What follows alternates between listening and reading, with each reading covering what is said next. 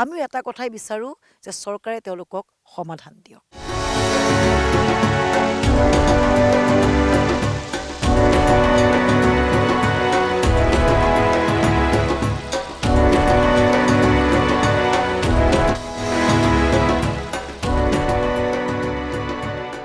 বাঘবৰ দৰে এটা পিছপৰা অঞ্চলত অচিন্ত কুমাৰ দাস নামৰ এগৰাকী ব্যক্তিয়ে পৰ্যটন, বিশেষকৈ নদী পৰ্যটনৰ উন্নয়নৰ বাবে বহুখিনি কৰিছে। প্ৰথমতে আচলতে দাদা আপোনাক লগ পালে প্ৰশংসাৰে আমি আৰম্ভ কৰিব লাগিব, কাৰণ যিখিনি আমি দেখিছোঁ আজি গৰাখহনীয়াৰ প্ৰবল যিটো এটা সমস্যা, প্ৰবল গৰাখহনীয়া অঞ্চলটোত, ইয়াৰ মাজতে আপুনি ইমান প্ৰত্যাহ্বান স্বীকাৰ কৰি ইমান সুন্দৰকৈ এটা পৰ্যটনক আগবঢ়াই নিছে। কেনেকৈ আহিলে, অনুপ্ৰেৰণা কেনেকৈ পালে, তাৰ পৰা যদি আমি আৰম্ভ কৰোঁ। নমস্কাৰ। আমাৰ নদী সভ্যতাৰ পৰাই আমাৰ অসমীয়া সমাজখন নহয় জানো, গতিকে নদী সভ্যতাৰ লগত আমি নদী বেছ পৰ্যটনৰ কথাও আমি চিন্তা কৰিছোঁ। একচুৱেলি এইটো এনেকুৱা ধৰণৰ যে আমাৰ কাৰণে ব্ৰহ্মপুত্ৰটো কালস্বৰূপ হৈ আহিছিলে। এখন গাঁও আছিলে, অসমীয়া গাঁও, থানবান হৈ গ'ল, মানুহবিলাক ইয়াৰ পৰা গুচি গ'ল, খেতি বাতি নাইকিয়া হ'ল, মিনছ অফ ছাৰ্ভাইভেল নোহোৱা হ'ল। তাৰপিছত দেখিলোঁ ইয়াৰ প্ৰাকৃতিক সৌন্দৰ্যটো সঁচাকৈ বহুত ধুনীয়া। মই নিজে ট্ৰেভেল কৰি ভাল পাওঁ। আমাৰো খুব ভাল লাগিছে। তো ইয়াৰ এই চেনিক বিউটি, ইয়াৰ যিটো আপুনি পৰিৱেশ, এইটো আপুনি ফিল কৰিব পাৰিব কিমান সুন্দৰ। পাহাৰ এখন আছে, সন্মুখত নদী। তো ইয়াক আমি পৰ্যটনলৈ ৰূপান্তৰ কৰিব পাৰোঁ, খালি আমাক ইনফ্ৰাষ্ট্ৰাকচাৰ লাগে। তো প্ৰব্লেমটো হ'ল আমাৰ ইনফ্ৰাষ্ট্ৰাকচাৰ। গতিকে মই ব্যক্তিগতভাৱে যিমানখিনি পাৰিছোঁ, কাৰণ মোৰ জন্ম ইয়াত আছিলে, মই ইয়াত নাথাকোঁ এতিয়া, বহুতজনে বাহিৰত নগৈ ইয়াতে থাকিব পাৰে। আমাৰ স্বাৰ্থ এটাই, এই গাঁওখন ইয়াত থাকিব লাগিব। এক নম্বৰ, মানচিত্ৰৰ পৰা থলুৱা গাঁওখন যাব নোৱাৰিব, আৰু সেইটো কৰিবলৈ হ'লে ইয়াত ইনভেষ্ট কৰি হ'লেও ইনফ্ৰাষ্ট্ৰাকচাৰ অকণমান যদি ডেভেলপ কৰোঁ, আপুনি আহোঁতে দেখিছে পিকনিক স্পট এটা ডেভেলপ কৰিছে আমাৰ ল'ৰাবিলাকে, আমি তাহাঁতক মটিভেট কৰিছোঁ। মই নিজে ইয়াতে চাৰিটা ফেমিলি ইন ওৱান গ' ৰাখিব পৰাকৈ আপুনি যদি বেকগ্ৰাউণ্ড দেখুৱাই চাব, সেইখিনি এইকাৰণে কৰিছোঁ যাতে মানুহবিলাকে আহক আৰু ইয়াক আনএক্সপ্ল'ৰ্ড বিউটি, আপুনি চাওক ব্ৰহ্মপুত্ৰৰ সন্মুখত ডলফিন ইয়াত বহিলে আপুনি দেখা পায়, পাহাৰত ট্ৰেকিং কৰিব পাৰে, আপুনি কেম্পিং কৰিব পাৰে, বনফায়াৰ আপুনি ৰাতি চৰত গৈও কৰিব পাৰে। জেগাখিনি বহুত ছেফ হয়। মানুহে এনেই ইমান ভিতৰৰ জেগাত ছেফ হ'বনে এনেধৰণৰ কুৱেশ্যন আহে একচুৱেলি, কিন্তু একো নাই, একদম ছেফ হয়। পেণ্ডামিকৰ কাৰণে 3 বছৰ আমি ৰৈ গ'লোগৈ, এতিয়া আমি ৰিষ্টাৰ্ট কৰিছোঁ। আমাৰ ল'ৰা চৰাবিলাকক, আমাৰ গাঁৱৰ ল'ৰাবিলাকক এনগেজ কৰিছোঁ। ব্ৰেণ্ডিং এটা লাগে, আমাৰ ইয়াতে ব্ৰেণ্ডিংটো অহা নাই যে এই জেগাখিনি ভাল হ'বনে বেয়া হ'ব, মানুহৰ এতিয়ালৈকে অহা নাই ফ'কাছত। আমি শংকা এটা থাকে, কিন্তু ইয়াত যিমান মানুহ আহি গৈছে তেওঁলোকৰ ফিডবেকটো খুবেই ভাল, আৰু আমি ডিজিটেল মাৰ্কেটিংটো কৰিব লাগিব। মানে এইবাৰ ভাবিছোঁ, চাওঁ, এতিয়া এই ছিজনত পিকনিক আহি আছে বহুত মানুহ, আৰু খুব সুন্দৰ, মানে আমি যিমান দূৰ গম পাইছোঁ, আপোনালোকেও নিশ্চয় ভালেই পাইছে এইটো পৰিৱেশটো। আমি এইটো প্ৰমোট কৰিব খুজিছোঁ, এডভেঞ্চাৰ স্পৰ্টছটো প্ৰমোট কৰিব খুজিছোঁ। এইখিনি ক্ষেত্ৰত আপোনাক মই আকৌ এবাৰ প্ৰশ্নটো কৰিছোঁ যে চৰকাৰ বা বিশেষকৈ পৰ্যটন বিভাগ মন্ত্ৰী জয়ন্ত মল্ল বৰুৱা আছে, তেওঁলোকৰ ফালৰ পৰা কেনেকুৱা? আপুনি একো নকৰে বুলি কৈছে, আপুনি কেতিয়াবা গৈছেনে বা কেনেকুৱা ধৰণৰ? জয়ন্ত মল্ল বৰুৱাক মই যেতিয়া চেয়াৰমেন আছিল ATDC, তেতিয়া লগ ধৰিছিলোঁ। ATDC ডাইৰেক্টৰক লগ ধৰিছিলোঁ, ATDCৰ মেনেজিং ডাইৰেক্টৰ আৰু আছাম টুৰিজিমৰ ডাইৰেক্টৰ, এই গোটেইবিলাকক লগ ধৰি মেলি গোটেই ব্ৰিফিং, ইভেন DC অফিচত তেতিয়া মালাকৰ ছাৰ আমাৰ DC আছিলে, তেখেতে বাঘবৰক ডেভেলপ কৰাৰ কাৰণে যথেষ্ট চেষ্টা কৰিছিলে। এখন কমিটি বনাই দিছিলে, মই মেম্বাৰ আছিলোঁ তাতে, টুৰিষ্ট অফিচাৰ আৰু ডিপাৰ্টমেণ্ট কেইটামান লগ হৈ 7টামান মেম্বাৰ আছিলে।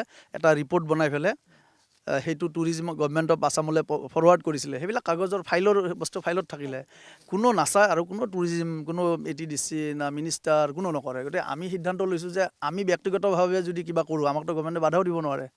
পাব্লিক আহিলে পাব্লিকক বাধা দিব নেকি? গতিকে আমি স্বতন্ত্ৰভাৱে আমি টুৰিজিম ছেক্টৰটোত আমি প্ৰাইভেটত আমি আগবঢ়াই লৈ যাম। যদি গভৰ্ণমেণ্টে হেল্প কৰিব খোজে আমি কৰিম, কিন্তু আমি ফেড আপ হৈ গৈছোঁ। তাৰমানে আমি ইয়াৰ পৰা গৈ কোনোবাক লগ ধৰিম, দিনটো ৰখি থাকিম, সেইটো কাম কৰিব না, হতাশা নহয়। তাৰমানে আমাৰ নিজৰ প্ৰফেশ্যন এটা আছে, বেলেগ লাইন এটা, কিন্তু এইটো আমি কৰিম চেলেঞ্জ হিচাপত। তাৰমানে আৰু সেইটোত আমি অলপ ছাকচেছ হৈ আছোঁ। আপোনালোকে যদি আশীৰ্বাদ কৰে, চাই থকা ভিউৱাৰ্ছে যদি আশীৰ্বাদ কৰে, ইয়াত আহক, ইয়াৰ মানুহখিনিৰ স্বাৰ্থত আহক।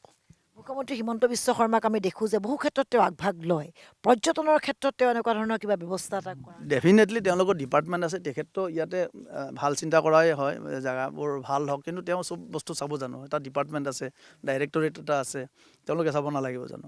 আৰু তেওঁলোকৰ তাতে দুৱাৰদলিত গৈ এনেকৈ পাম, ছাবচিডি পাম, অমুক কৰিম, এইবিলাকত আমাৰ ইণ্টাৰেষ্টেড নহয়। আমাৰ জেগাখিনি টুৰিজিম ইনক্লুড কৰক। অৱশ্যে তেওঁলোকৰ ছাইটবিলাকো হেক চেক হৈ থাকে, নাজানো সেইটো এটা কিবা যে ডিপাৰ্টমেণ্টে কিমানখিনি, সেই ডিপাৰ্টমেণ্টত চৰকাৰে কিমান টকা খৰচ কৰিছে আৰু কিমান ৰিটাৰ্ণ আহিছে তাৰ পৰা, সেইটো অডিট হোৱা দৰকাৰ একচুৱেলি। আমাৰতো গ্ৰিভেঞ্চ বহুত আছে, প্ৰাইভেট কিছুমান এজেঞ্চিক এপইণ্ট কৰাই হ'ল টুৰিজিম ডিপাৰ্টমেণ্টটো ৰাখি পেলাই সেইটোৰ এগেইনষ্টত যিমান টকা চৰকাৰে খৰচ কৰি তাতকৈ যদি থাৰ্ড পাৰ্টি কোনোবা এজেঞ্চিক দিলেহেঁতেন ডিপাৰ্টমেণ্টটো বেটাৰ পাৰফৰ্মেঞ্চ দিলেহেঁতেন স্থাপন দিছে আমি মই দেখিছোঁ পাৰ্চিয়েল এমপ্লয়মেণ্ট জেনেৰেট হৈছে তাৰ উদাহৰণ আছে মই আপোনালোকে কথা পাতিব পাৰিব মানে আমি বিচাৰিছোঁ যে এইটো বিগিনিং হয় ৰাইজে সহযোগ কৰিলে এইটো হ'ব পাৰে সম্ভৱ হ'ব পাৰে চৰকাৰে কৰিব নোৱাৰা কাম ৰাইজে কৰিব পাৰে আমি বাহিৰৰ ৰাইজক ইনভাইট কৰিম বৰপেটাৰ পৰা আধা ঘণ্টা ৰাস্তা য'ত আপুনি দেখিছে হাজাৰ হাজাৰ ৰিক্সা আহিছে বহুত ই ৰিক্সাত আহি মানুহে পিকনিক খাই খাই গৈছে এইটো এটা স্পট অজস্ৰ চৰ এই চৰটো আপুনি যদি চাই দেখিব কিমান ধুনীয়া পৰিৱেশ এটা ছেফটি পইণ্ট অফ ভিউ বহুত ভাল natural beauty point of view বহুত ভাল এডভেঞ্চাৰ স্পৰ্টছৰ কাৰণে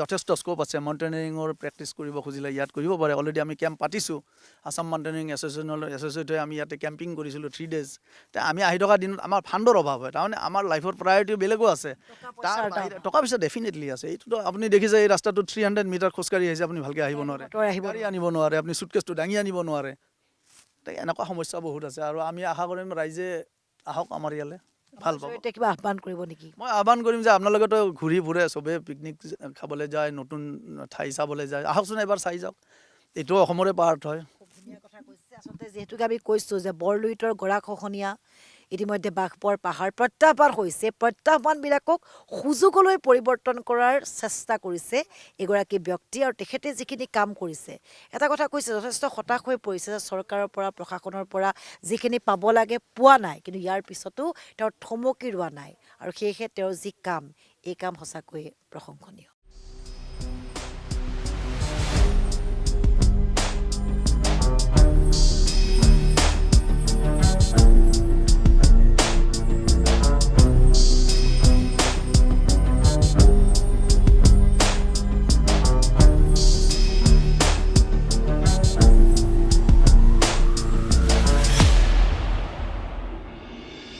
অস্তিত্বৰ সংকটত শ্ৰী শ্ৰী মাধৱদেৱ প্ৰতিষ্ঠিত বৈঠাপোতা ঘাট সত্ৰ মহাপুৰুষীয়া সত্ৰখনৰ ভকত বৈষ্ণৱেও ঠিকনা হেৰুৱাৰ উপক্ৰম হৈছে মহাপুৰুষীয়া সত্ৰখন লগতে ভকত বৈষ্ণৱৰ প্ৰতি কি ব্যৱস্থা লয় চৰকাৰে লগতে বাঘবৰাত প্ৰচুৰ পৰ্যটনৰ সম্ভাৱনা আছে এনে ক্ষেত্ৰত পৰ্যটন বিভাগে কি পৰিকল্পনা গ্ৰহণ কৰিব এই সকলোবোৰ প্ৰশ্নৰ উত্তৰতে লুকাই আছে আমাৰ ৰাজ্যৰ প্ৰকৃত উন্নয়ন ভিডিঅ' জাৰ্নেলিষ্ট বিমল আৰু তপনৰ সৈতে মই মৃদুস্মিতা ভূঞাই আজি অনুষ্ঠানৰ পৰা বিদায় লৈছোঁ ধন্যবাদ